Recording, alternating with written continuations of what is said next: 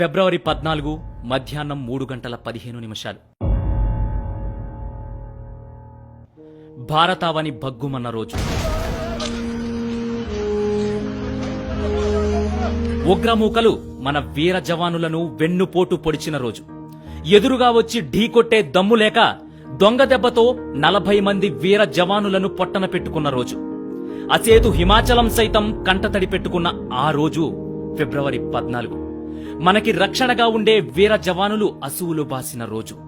వాళ్ల ఆత్మకు శాంతి చేకూరాలని వాళ్ల త్యాగాన్ని మరోసారి గుర్తు చేసుకుంటూ ఫిబ్రవరి 14 మధ్యాహ్నం 3:15 కాసేపు మౌనం పాటిద్దాం.